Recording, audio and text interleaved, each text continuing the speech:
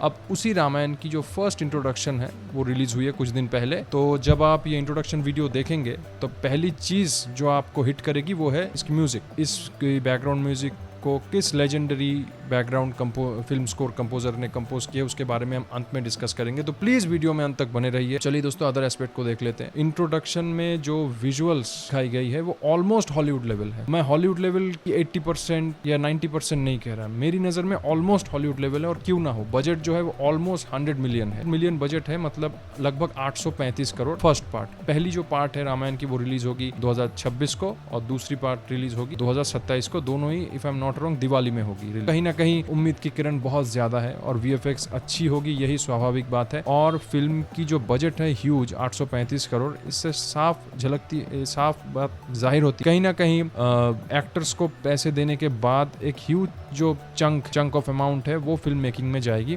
दोस्तों, रामायण के कितने वर्जन है मुझे तो नहीं पता, लेकिन शायद रामायण के 2 वर्जन बहुत पॉपुलर है, वाल्मीकि रामायण और तुलसीदास रामायण। तो ये film as per report Valmiki Ramayan के ऊपर बेस्ड है, पर जनता जो है ज्यादा फेमिलियर है तुलसीदास रामायण से, इसलिए शायद अगर वो वाल्मीकि रामायण के ऊपर बेस्ड कुछ ऐसा दिखा दे तो शायद कुछ लोगों को लगे ये डिस्टॉर्शन है, पर वो डिस्टॉर्शन नहीं है, वो डिफरेंसेस हैं। क्योंकि वाल्मीकि और तुलसीदास रामायण में कुछ थोड़े बहुत डिफरेंसेस हैं, लेकिन ये डिस्टॉर्शन भी हो सकता है क्योंकि बॉलीवुड का कोई भरोसा नहीं। बॉलीवुड में जो क्रिएटिव लिबर्टी का कीड़ा है हमेशा नेगेटिव वे में ही काटता है, और खासकर तब जब ये हिंदुइज्म, हिंदू एपिक्स वगैरह की बात आए तब नेगेटिव वे में ही ये कीड़ा काट। तो पता नहीं कैसी होगी। काफी लोग कह रहे हैं डायरेक्टर सही नहीं है, डायरेक्टर वो होना चाहिए, ये होना चाहिए, पर मुझे ऐसा लगता है कि नितेश तिवारी जी की फिल्म मैंने छिछोरे देखी है और उनमें दम है। मुझे ऐसा लगता है वो शायद मुझे ऐसा लगता है पुल ऑफ कर पाएंगे। रणवीर कपूर जो है श्रीराम के किरदार में लुक वाइज मेरे हिसाब से बिल्कुल सही है, और इस तरह के डिवाइन रोल की प्रिपरेशन के लिए कई बार जो है एक्टर्स जो है अपनी पर्सनल लाइफ में कुछ बदलाव लाते हैं। अब वो पॉजिटिव चेंजेस फिल्म खत्म होने के बाद, शूटिंग खत्म होने के बाद वो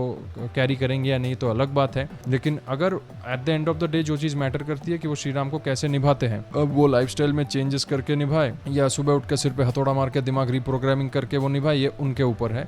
और मैं रील और रियल में सिमिलरिटी नहीं ढूंढता। उसका कारण ये है कि एक्टर का काम ही ये होता है वो दिखाना पर्दे पर जो वो एक्चुअली में नहीं है। और दोस्तों, भले ही मैं ये बात कह रहा हूँ, लेकिन फिर भी कभी कभी एक्टर ओवर द टॉप जाके कुछ ऐसी बकवास किसी वक्त कर चुके होते हैं कि वो सब चीज़ें सर्कुलेट हो सकती है। क्या हमारे जो रामायण एपिक है उसके अनुसार माँ सीता का जो फेशियल स्ट्रक्चर है, क्या ये साई पल्लवी जी के साथ मैच करती है? तो मतलब उनकी जो लुक है ना, वैसे चेहरा ढका है, फिर सिर्फ आंखें दिख रही हैं उनकी, वही इनफ है इम्प्रेस करने के लिए।